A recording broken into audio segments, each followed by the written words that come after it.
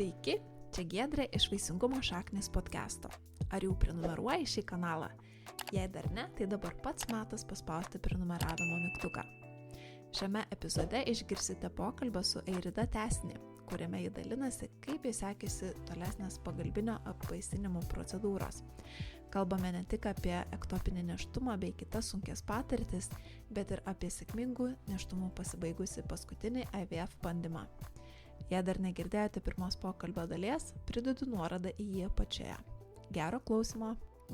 Gerai, pirmas nepavykęs IVF, tada susikūrėjai savo paskyrą ir kas vyko toliau? Tada įvyko žymioji pandemija. Taip, tada, nes buvo 20 metų sausį, tas pirmas bandymas, jau sausį jisai pabaiga. Ir jau su gydytoja susiskambinom, suplanavom, viskas, bandom balandį.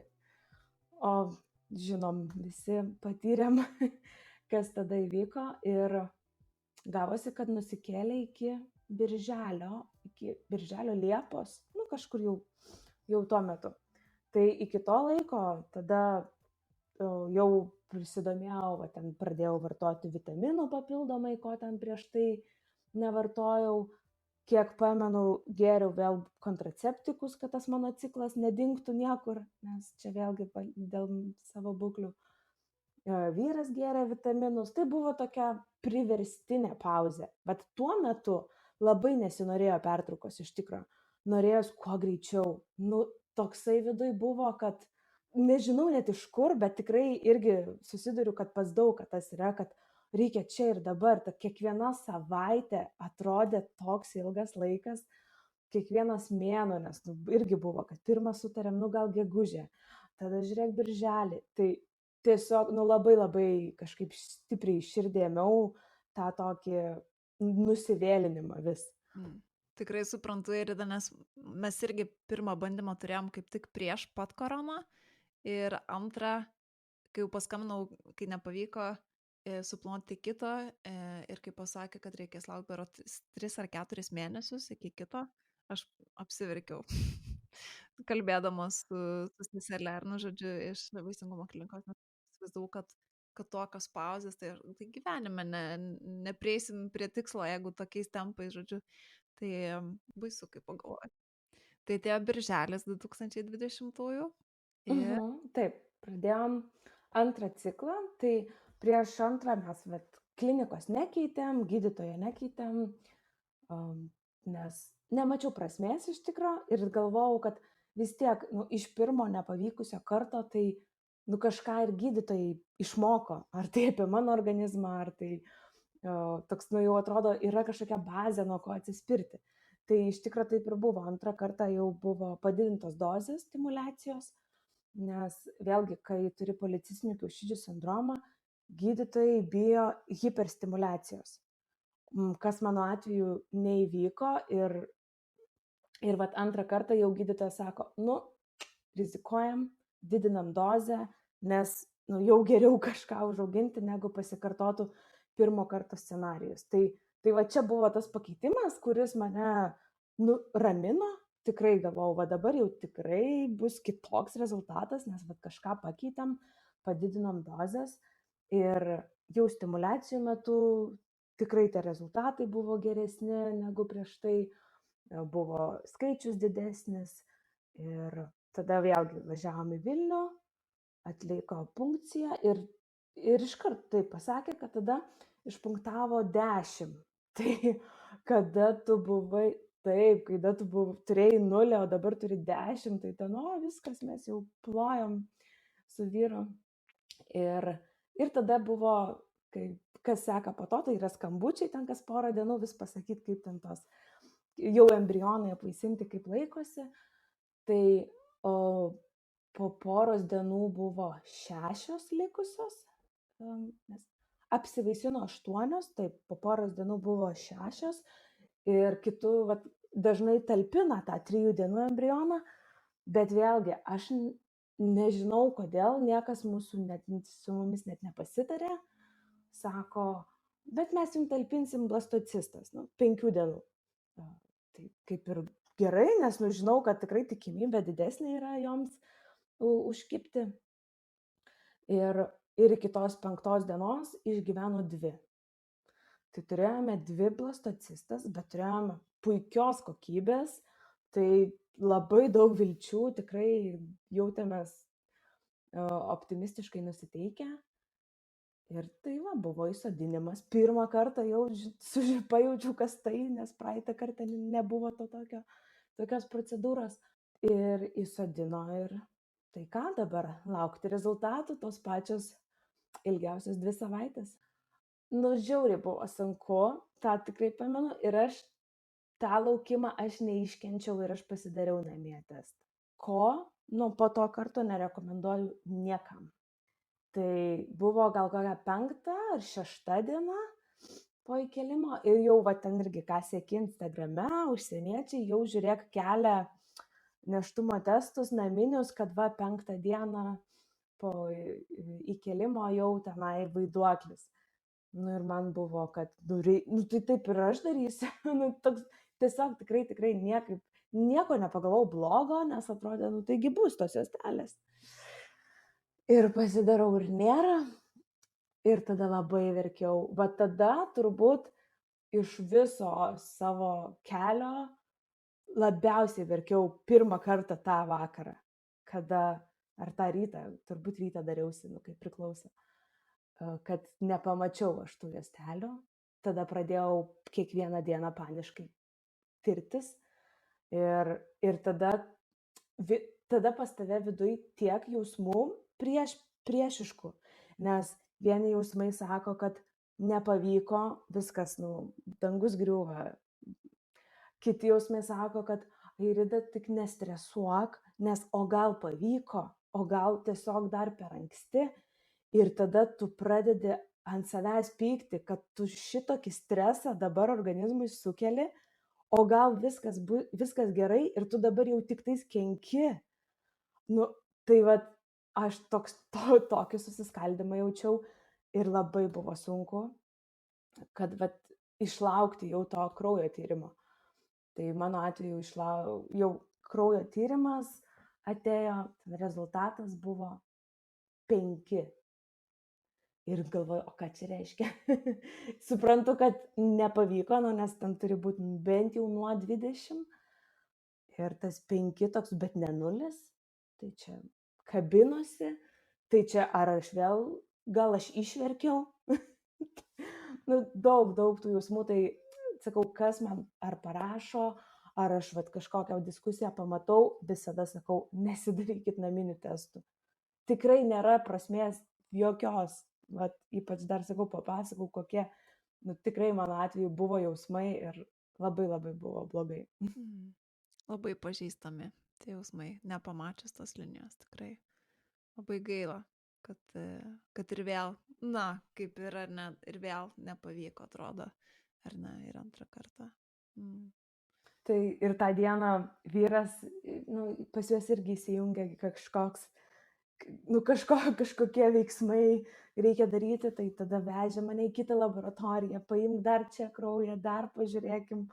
Toks, tu supranti, kad čia irgi yra viskas iš liūdesio, iš desperacijos tokios. Tai taip atrodo ir baigėsi tada mūsų tas antras. Atrodė tada, kad čia jau baigėsi. Atrodė, kad viskas baigėsi, tau atparėjo rezultatai, kad yra 5, neaišku, ką tie 5 reiškia, ar čia laukėsi, ar ne. Ir kas buvo toliau po to, kai jau dar ten kitoje klinikoje pasidarėt rezultatus? Tai taip, pasidarėm kitur, tenai rezultatas buvo irgi 3, tai jau supranti, kad tikrai nieko, paskambinau gydytojai, paliūdėjom kartu ir realiai ir atsisveikinom.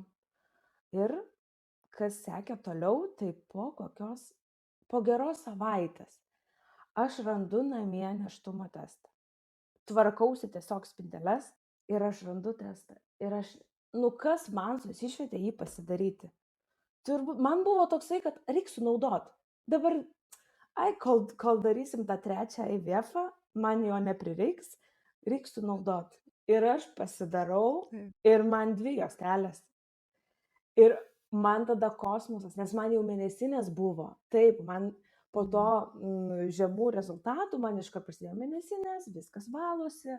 Nu, kaip palei vadovėlį, tu jau supranti, kad nieko nepavyko. Ir, nu, sakau, čia man buvo kažkoks nušvitimas sugalvoti pasidaryti tą testą. Ir aš pasidarau ir 2 juostelės. Ir skambinu gydytojai. Ir ką tu galvoji tada? Šiaip šokas buvo. Tada nebuvo didelės laimės kažkokios, buvo labiau toks šokas, kad kažkas ne taip. Tai tada, aišku, pasakiau vyrui, vyras džiaugiasi, nes jisai turi faktą. Tai taip veikia vyrų smegenys, matau 2 juostelės, reiškia yra nėštumas. Man tai buvo kažkas viduj neramu, nes jau viskas ne taip eina, kaip turėtų, bet žinai, kad būna visko. Tikrai medicinoje būna labai labai daug išimčių. Tai gerai galvoju, nusiteikiau irgi viską optimistiškai. Tada sekė tyrimų darimai kas 2 dienas. Jau tada pasidarau HCG ir jisai jau ten 200. Pakartoju už 2 dienų jis ten 600. Vėl pakartoju ten jau 1200. Nu viskas jau auga, jau atrodo valio. Tuo pačiu pasidariau kažką progesteroną ir jisai buvo 8. Kai jis turi būti, ne tai, kad turi būti, kiti jo nelabai seka, jis turi būti apie 100. Ir taip pamatau 8. Aha, jau čia, suprantu, kažkas gali būti ne taip. Tai man, aš vartojau tada žvakutes, bet nieko nesileidau. Jo, tik tai žvakutes tada naudojau. Ar gal tą gelį? Jo, tą gelį. Šitą ciklą buvo gelis. Na ir pagaliau sulaukiu vizito pas gydytoją. Nes tai, čia tie tyrimai, jie labai greit vyko, kas 2 dienas, tai nes ir gydytojas sako. Tai ir sako, aš nieko nematysiu anksčiau, ateik tą dieną. Tai atėjau ir ieško tos puslelės ir neranda. Ir jau tokia tyla, jau matau, kad ten žiūri į šonus visur. Kažką liktais taip jau užkabino. Tada nueina, ir čia kaip ir filmus irgi būna. Sako, palauk, ir dabiškė. Gydytoja išeina, pasikviečia dar vieną gydytoją. Jau tokį vyrą vyresnį mato su patirtim. Ir jie abu tada irgi sprendžia ir jau sako, tai čia ektopinis. Ir jisai sako, aš negaliu paneigti. Toks labai įdomiai, netgi atsimenu tą akimirką, kai gydytoja sako, ar mano gydytoja, tam gydytoja sako, ar jūs galite man patvirtinti, kad aš matau ektopinį nėštumą, dešiniajam kiaušintakyje, ir jisai, aš negaliu paneigti. Čia gal pas juos tokie terminai bendravimo. Taip, tai ir gavau diagnozę tą dieną, kad yra negimdinis nėštumas. Tai buvo labai, vėlgi, tas, kodėl taip įvyko. Tai kokios priežastys. Ir tu vėl visas dienas po įkelimo suki galvoje. Ir galvoji, aha, ėjau į parduotuvę ir pirkau pieno litrą. Tai tas litras svėrė ir per sunkiai parnešiau. Ir tada, tu prasideda šitas toksai savęs plakimas. Jo, bet šiaip, vėlgi, aš daug skaičiau mokslinių straipsnių ir kaip bebūtų keista, po IVF yra didesnė tikimybė, kad įvyks negimdinis nėštumas negu natūraliai. Kas atrodo nelogiška. Taigi visiškai, taigi įdeda. Taip. Įdeda tiksliai tą vietą, kodėl jie tam pasitraukė kažkur kitur. Taip. Bet aš vėlgi priėmiau tai kaip medicininį dalyką, kaip atsitiktinumą, nekaltinau savęs, nes labai visą aplamai pagalbinio to apvaisinimo kelionę, nevaisingumo kelionę, aš nekaltinau savo kūno, aš nebuvau auka. Tai šitoj vietoj vėlgi, aš nenuėjau į tą pusę, nes labai lengva nueiti ir tada dar ir psichologiškai tau pasidaro sunkiau. Tai aš kažkaip į tai žiūrėjau kaip atsitiktinumas, taip įvyko, dabar reikia tiesiog jau tai išspręsti. Ir iš tikrųjų tas toks racionalus požiūris, kad tai būna, pasiskaitai, kad žinai, kad tai ne tas pienas, kurį nešiai, kad labai fainai, kad mokslas gali padėti truputį nuraminti ir neleisti savo tų minčių galvoti apie tai, kad čia kažkas negerai su mano kūnu, ar aš kažką negerai darau, netaip mastau, netaip valgau, nežinau, kažką, kad netaip darai. O tuo pačiu grįžtant prie ektopinio nėštumo, kadangi, kaip ir sakai, buvai turbūt skaičius apie tai, kiek aš esu girdėjus, nežinau, kaip buvo tavo atveju, kad tai yra gan tokia kaip ir pavojinga diagnozė. Nežinau, kad žmonės siunčia iš karto operuotis, ar žodžiu, kad kai kuriems net pašalina kiaušintakį. Kaip buvo tavo atveju, ar teko operuoti, ar kažkaip kitaip išsprendė tą? Tai gydytoja iš karto pasidžiaugia, kad aš pati pasidariau tą testą ir aš pati pagavau, nes nepastebėtas ektopinis nėštumas, jisai gali lemti, kad tas embrionas, jisai auga kiaušintakyje ir gali trūkti kiaušintakis, gali prasidėti vidinis kraujavimas. Tai yra labai pavojinga moteriai būklė. Tai aš pagavau ją anksčiau laiko ir aš pirmadienį buvo vizitas, kada man jau tikrai patvirtino, kad taip yra kiaušintakyje, ir trečiadienį aš atsiguliau jau į ligoninę. Jau nevalgius, iš karto procedūrai, tai buvo laparoskopija, kurios metu sako, pažiūrėsim, ar reikės pašalinti kiaušintakį ar ne. Tai mano atveju nereikėjo, kaip išspaudė kažkaip, galbūt nebuvo labai prisitvirtinęs ir man atrodo, jisai nesivystė. Tai dėl to nedidėjo ir kad, žodžiu, lengvai pašalino laparoskopijos metu. Kaip tu sakai, emociškai galbūt padėjo tai, kad viską žiūrėk kaip atsitiktinumą, kad tai yra medicininės priežastys, nekaltinai savęs.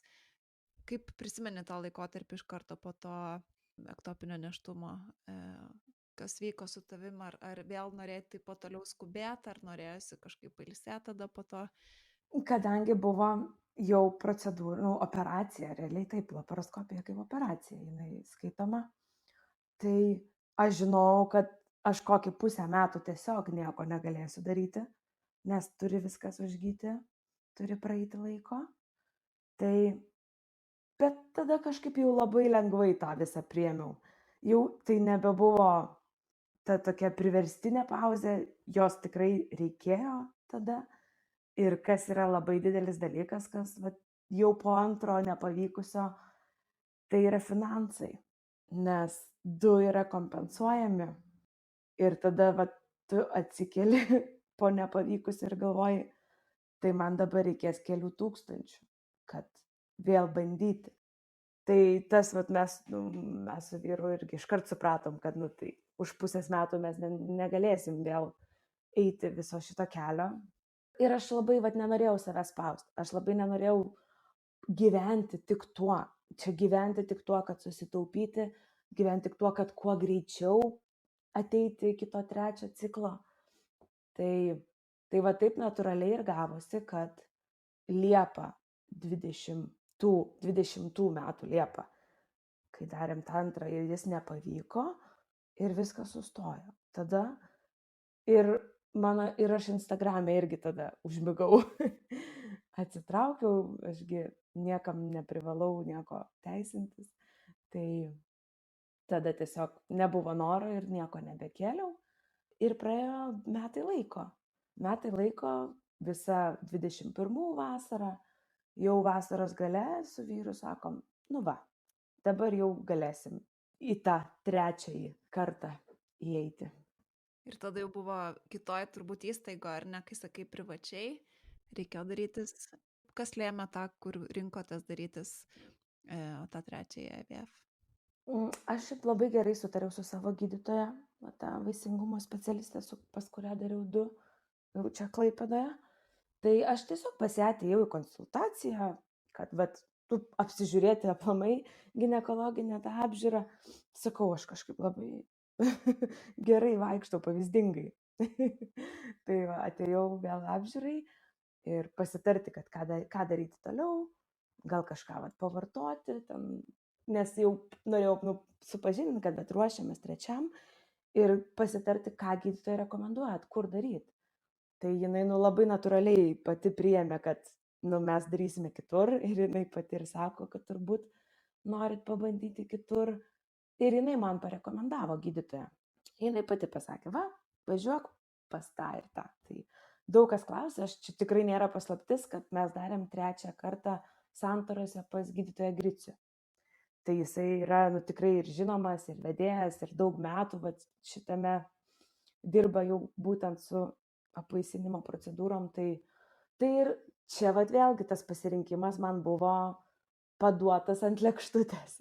Aš neguglinau, aš neieškau, aš neklausiau kitų patirčių. Man parekomendavo gydytoją ir man to užteko. Kaip buvo, kai procedūras visas jau reikėjo darytis? Nes žinau, kad tai reikia į patikrinimus važiuoti. Ar visą laiką važiuodavot, ar teko apsistoti Vilniui kurį laiką? Kaip jūs išsprendėte tą keliavimo klausimą? Taip, tai čia jau tikrai buvo klaustukas, kaip viskas dabar bus. Tai mes gan greitai gavom taloną, iš tikro, bet rugsėjo 10, jo, buvo pirmas kartas. Tada tu važiuoji nežinodamas, tai kada viskas prasidės, tu dar nežinai, kokios ten eilės, kaip kas. Tai mes atvažiavom, jau pas gydytoją ir kadangi atvažiavau su daug popierių, su viskuo padarytų, tai iš karto buvo paskirti kraujo tyrimai ir data pabraižymui. Man prieš tai abu kartus nedarė pabraižymų. Tai ir tada iškart jau paskyrė viską ir aš sakau, jau gydytojo pačio klausiu, kad kiek bus tų vizitų. Tai, taip sunkiai, bet truputį aš jau ir žinau, ko tikėtis, tai jis man taip irgi maždaug nusimatėm planą, kad kuri čia bus ta savaitė, ta stimuliacijų savaitė. Tai aš nusimačiau, kad tą laikotarpį aš norėsiu gyventi Vilniui. Tai jeigu būdavo vienas vizitas, tai aš važiuodavau tiesiog iš vakaro. Dažniausiai su vyru kartu važiuodavom. Labai džiaugdavausi, jeigu tai būdavo pirmadienį arba penktadienį, nes vis tiek lengviau susiplanuoti. Tai išvažiuoja iš vakaro, esam ir pas draugus miegoję, ir viešbutyje kažkokiam netoli Santarų, nes dar didelė baimė tie Vilniaus kamščiai, kad jeigu išsinuomasi kažkur per toli. O su stimuliacijom man iš tikrųjų labai gavosi patogiai. Mano draugai, kurie gyvena Vilniuje, jie išvažiavo savaitį į kelionę, lyg grinai mano stimuliacijų savaitę. Tai jie man tiesiog raktus paliko ir aš turėjau kur gyventi. Wow. Labai, labai gavosi patogiai. Dar vienas puikus atsitiktinumas, ar ne? Tai iš tokių ir susideda tas visa kelionė iš atsitiktinumų. Ar kažkaip vyko kažkoks vertinimas tų kitų stimuliacijų ar tų IVF, ar pasakė tau gydytojas, pavyzdžiui, čia gerai, čia blogai buvo, ar tiesiog, tokios ir tokios patirtis, o dabar daroma šitaip? Tai ne, praeitų ciklų vertinimo kažkokio nebuvo. Gydytojas susipažino su mano istorija, peržiūrėjo, kas vyko, išklausinėjo visko, kas buvo svarbu ir tiesiog numatė protokolą gan panašų į buvusi. Nes vėlgi nėra daug ką naujo padaryti. Tai tas protokolas buvo panašus ir, kaip sakai, draugai išvažiavę, tu Vilniui, leidysi tos vaistus. Kaip tau beje tas visas leidimasis? Šiaip žinau, kad moteris kai kurios prašo kitų, vyro savo dažnai prašo, kad suleistų. Ar tau pačiai sekėsi gerai, ar teko pagalbos? Pirmus kartus, per tą patį pirmą IVF, tai taip vyras leido, bet aš visiškai man dzin, man gal net pačiai geriau. Tai tas leidimasis kažkaip nesudarė didelės bėdos. Na ir tada galim keliauti prie punkcijos, ar ne, dar vienas toks svarbus etapas IVF. Kokia tavo patirtis, nes čia buvo turbūt visai kitoj, vietoje, ar ne, jau kitos laboratorijos, kiti specialistai. Kaip sekėsi? Ir kas buvo jau dabar, tai jau tas pats gydytojas. jau tavęs nebesiunčia į kitą miestą, į kitas rankas. Tai tas iš karto pasijautė, taip ramiau kažkaip, kad tu ateini ir gydytojas, tave jau pažįsta, jau žino tavo istoriją ir tai dar iki punkcijos galiu, vis tiek jau vertina, kiek užaugo ir kada atsimenu ateinu jau ten į paskutinį vizitą ir skaičiuoja ten tos dydžius ir aš mintyse dėlioju, kad čia 10, 12, čia 15, atrodo, iš kur tokie skaičiai. Čia kiekiais, nes dydžiai tai ten buvo 16, 22 jau tie milimetrai, bet aš sakau, bandau suskaičiuoti, kiek ten tokių kiaušialąsčių ir jų tiek daug. Ir dar žinant mano patirtį, kad kas prieš tai buvo, kokie rezultatai, tai man jau viskas, taip švietėsi visai kitaip. Ir punkcijos dieną, tai iš karto po punkcijos ten truputį palauki ir tave jau pakviečia pas gydytoją, tai vyras žinoma buvo kartu, nes per punkciją vyksta ir apvaisinimas iš karto tą pačią dieną, jau vyras būtina, kad dalyvautų.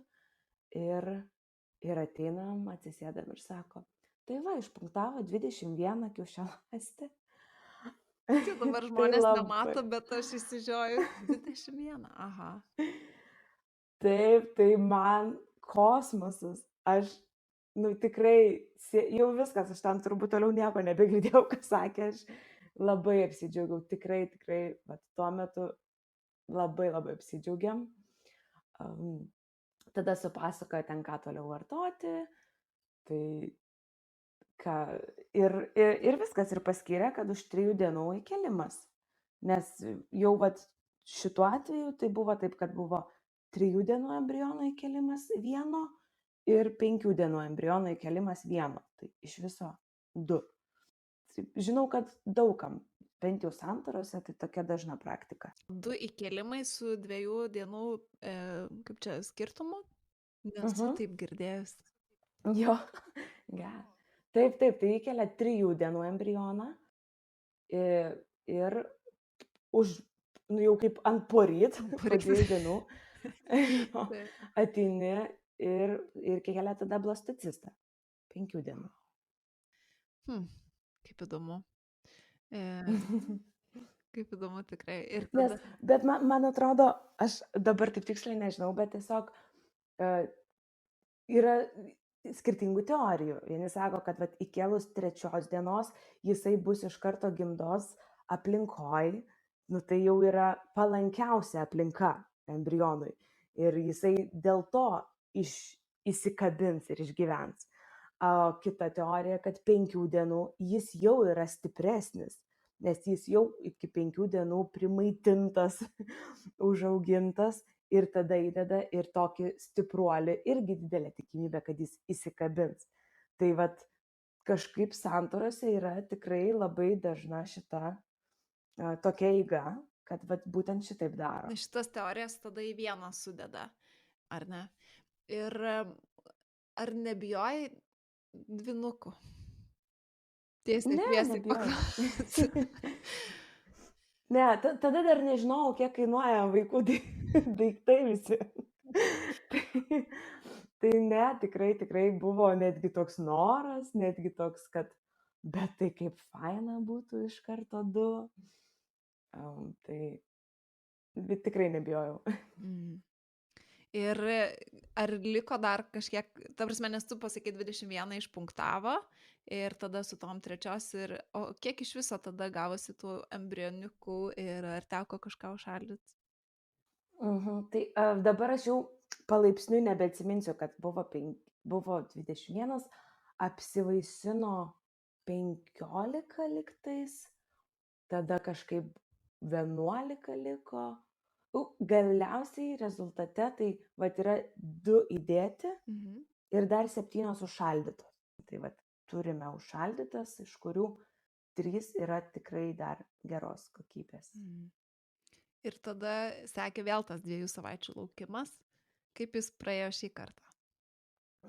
Tada sekė 2 savaičių laukimas. Tai nebuvo nei vieno nėštumo testo namuose. jeigu ir buvo, tai mano rankos tiesiog net nesiekė jo.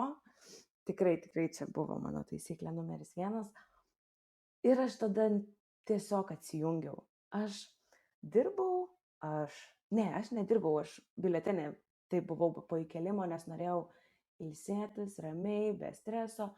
Aš realiai tik tokinau ir žaidžiau žaidimukus telefone ir žiūrėjau serialus. Nes norėjau tiesiog užimti smegenis bukai, pratempti laiką. Nes atrodo, čia galėtum, nežinau, skaityti ar kažką. Ne, man buvo, kad aš noriu kuo mažiau laiko, kada smegenys dirba. Nes tada tu pradedi galvoti, pradedi, neduok dievę, googlinti kažką.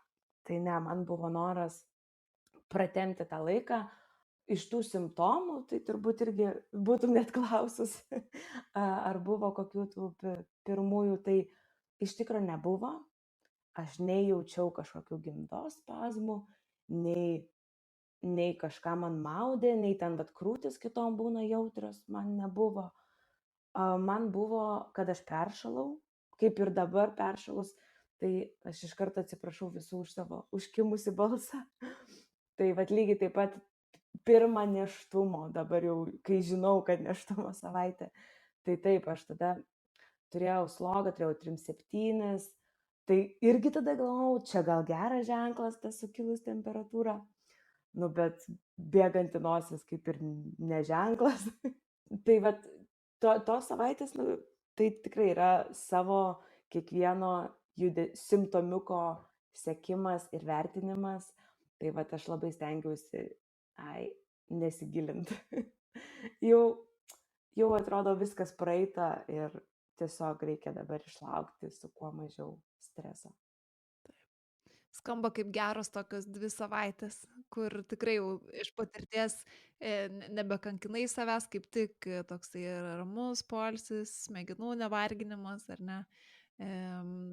Bet į parduotuvę nejau ir pieno nepirkau tikrai. Pienas. Vis pakišt koją gali, ne? Jo, bet kas sveria ten kilogramą. Tai mano vyras labai aplamai iki šiol aš kažką pakeliu sunkesnio, arba jis pamato, kad ten fotelis perstumtas. Tu stumdai. Tai tas savaitės, aš buvau princesė. Ir tada vėlgi darė kraujo tyrimą, taip? Taip. Tada vėl sekė kraujo tyrimo darimas, aš jau dariausi Klaipėdoje. Tai atsakymas, dar draugė pas mane buvo svečiuose, kaip tik pietų metu kavą geriam ir gaunu tą elektroninį laišką ir rezultatas 50.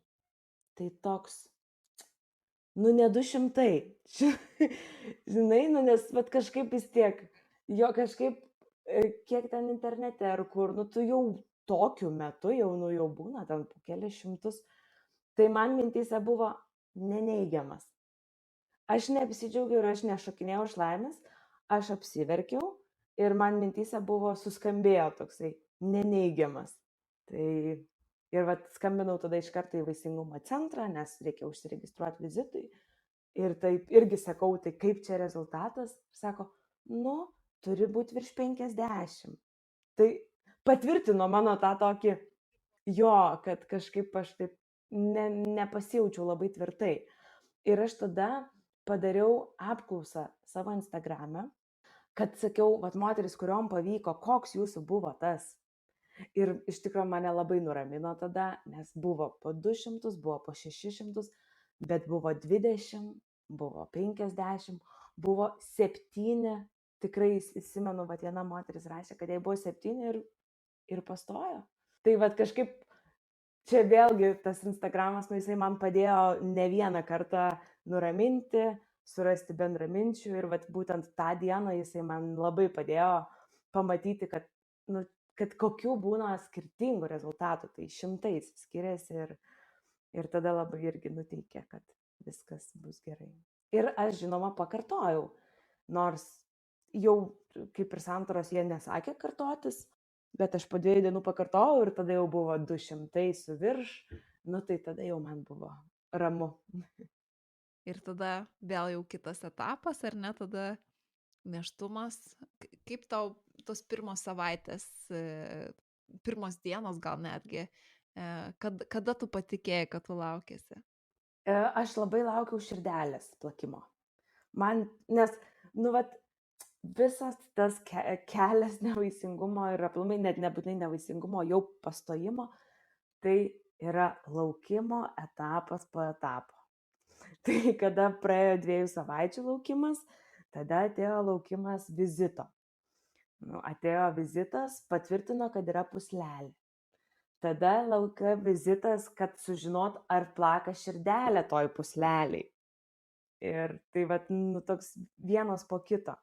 Tai su kuo aš susidūriau vėlgi tuo metu, kad man labai pradėjo kraujuoti, labai stipriai.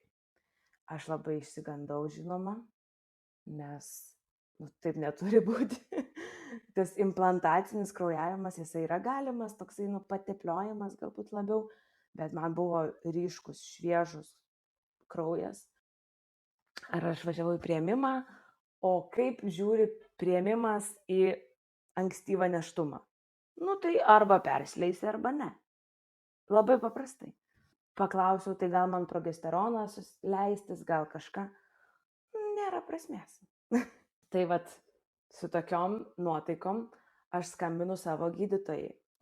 Aš tikrai mano gydytoja, pas kurią aš dariau 2 pirmus nepavykusius, aš sakau, aš negaliu ant jos nei krislelio pykčio nelaikau dėl to, kad kokį mes santykį palaikom iki šiol.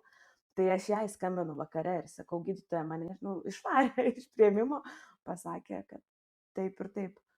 Tai mes iškart susitarėm, kad aš rytoj susitinku su ja.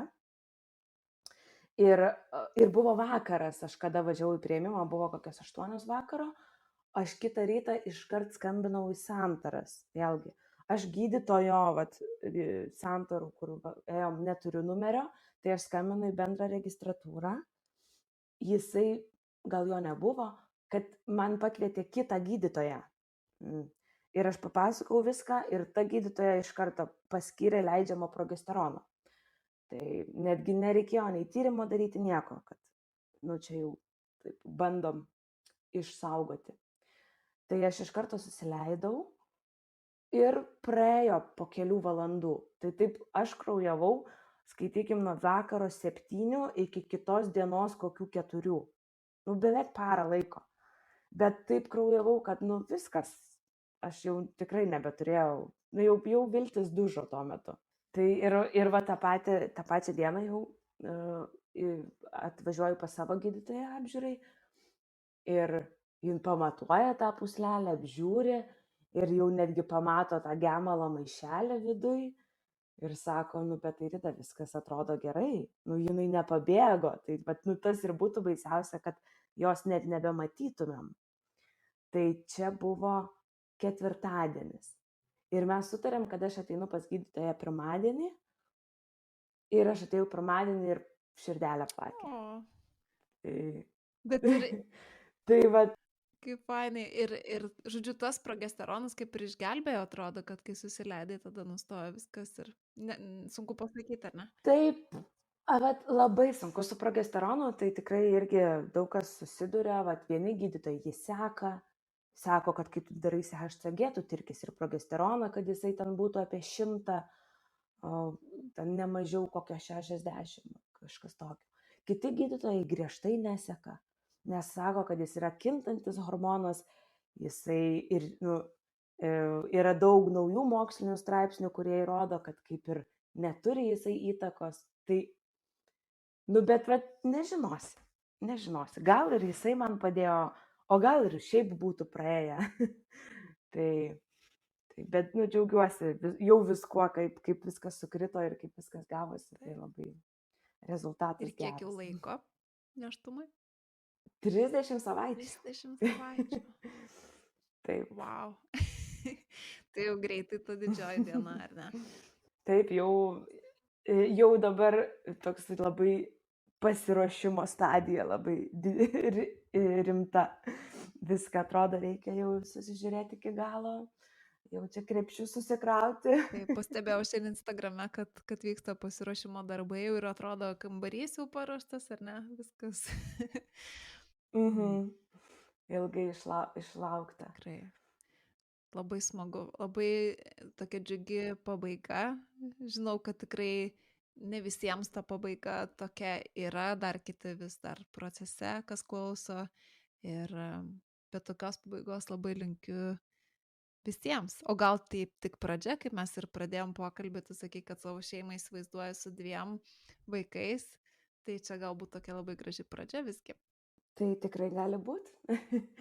Turim tų snaigučių, kaip jas vadina daug kas, kurios mūsų laukia. Tai va, šiandien galim pasidžiaugti įstatymo pataisom. Kaip tik šiandien priėmė, kad nebebus amžino embrionų šaldymo, už kur ten būtų turėję anūkai mokėti amžinai. Tai vat priėmė šiandien pataisas, labai džiaugiuosi dėl to. O, kaip aš net negirdėjau šitos naujienos, labai labai smagu, kad neteks ir tau kitiems šitą dalę. Tai turbūt einam link pabaigos ir galbūt yra klausimų, kuriuos buvau pasižymėjus, kur jau nebepaklausiu, bet jie turbūt ir nelabai svarbus buvo. Bet vieno klausimo norėčiau tas paklausti visgi pabaigai. Ar yra kažkas, ko norėtum palinkėti ar patarti kažką moterims, kurios šiuo metu galbūt darosi pagalbinio apvaisinimo procedūras, ar yra kažkas, ko norėtųsi pasakyti ar palinkėti? Aš galvoju, gal netgi jau ir visame pokalbėje buvo galima išgirsti. Tai tą mano tokį požiūrį ir palinkėjimą, ką rekomenduočiau kitiem, tai pirma, tai tikrai nekaltinti savo kūno. Man labai patinka tas apibrėžimas toks, jeigu einant į konkretumą, kad nežiūrėti į visą tai kaip į problemą, kaip į bėdą, kaip į pasaulio pabaigą, o žiūrėti kaip į iššūkį, kaip į situaciją, kurią jūs su vyru kartu turite pereiti ir išgyventi ir įveikti. Tai vat šitas požiūris man padėjo. Tai, sakau, nekaltinti tikrai savo kūno. O jeigu iš tokių techninių patarimų, tai kaip jau labai akcentavau, nesidaryti nėštumo testo tas 2 savaitės. Čia mano numeris 1 taisyklė. Čia galėčiau įsirašyti biografijai Instagram'e, žinai, iš karto. Tai turbūt tiek būtų, ką dabar sugalvoju. Tai ačiū, aš tada dar pabaigai pasakysiu, kad kam patiko šis pokalbis, ar kam patinka Vaisingumo šaknų podcastas, tai paspauskite patinka, paspauskite prenumeruoti ir tuomet iš karto gausite pranešimą, kai tik išeis naujas epizodas. Tai ačiū visiems klausiusiems ir iki.